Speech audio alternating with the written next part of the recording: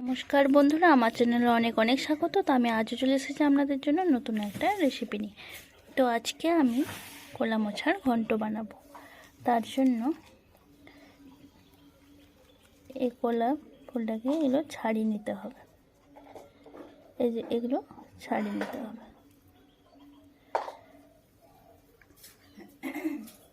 তো প্রথমে আমি ছাড়িয়ে নিই, তারপরে রান্না শুরু করব। তো দেখুন, এইভাবে ছাড়িয়ে নিতে হবে।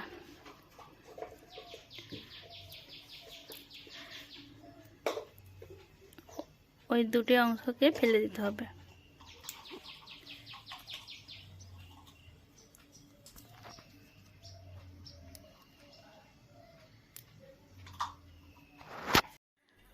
তো দেখুন, আমার সব কাটা হয়ে গেছে, কুচি নিয়েছি, আর এখানে আলুগুলো কাটা হয়ে গেছে।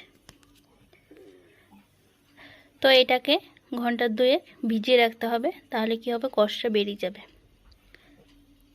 তো এরপর আমি সিটি দিয়ে দেব প্রেসার কুকারে। তো সিটি দিতে বসিয়ে দিলাম প্রেসার কুকারে, 3-4টে একসাথে দিয়ে দেব। তো 4 কোয়া রসুন নিয়েছিলাম আর 1 টুকরো আদা নিয়েছিলাম, সেটাকে বেটে নিলাম একসাথে। আর এখানে নিয়েছি 2টো এলাচ, 3টে দারচিনি আর 1টা লং। তো এটাকে আমি বেটে নেব। তো দেখুন, এদিকে আমি কড়া চাপিয়ে দিয়েছি। এরপর আমি গ্যাসও অন করে দেব। তো দেখুন, আমি তেল দিয়ে দিয়েছি। তো এরপর দিয়ে দিলাম গোটা জিরের ফোড়ন। তো দিয়ে দিয়েছি তেজপাতা আর শুকনো লঙ্কা।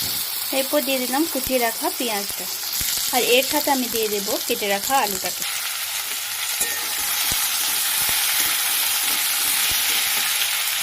এরপর দিয়ে দিলাম 8 চামচের মতো নুন। তো এরপর আমি কিছুক্ষণের জন্য ঢেকে দেব। এরপর আমি দিয়ে দেব আদা রসুনের পেস্ট। তো দিয়ে দিয়েছি।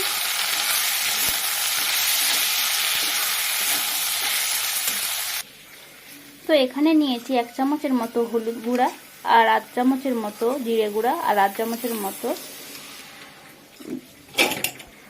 ধনে গুঁড়া। তো এটাকে জলে একটু গুলে নেব।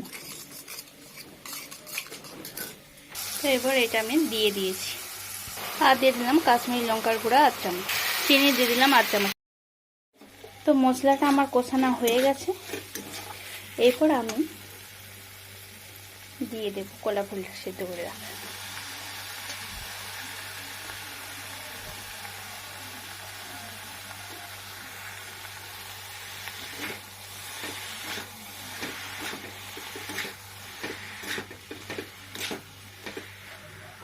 তো দেখুন, আমি 2টো কাঁচা লঙ্কা চিড়ে দিয়ে দিয়েছি।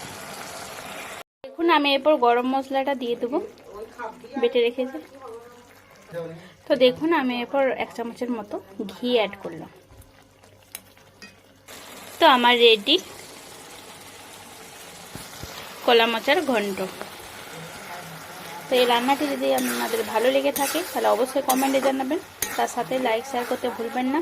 আর নতুন বন্ধুরা যারা এখনও আমার চ্যানেলটিকে সাবস্ক্রাইব করেনি, তো তারা প্লিজ আমার চ্যানেলটিকে সাবস্ক্রাইব করে দেবেন। তো ভালো থাকবেন, সুস্থ থাকবেন। আমি আবার আসবো আপনাদের জন্য ভালো কোনো রেসিপি নিয়ে।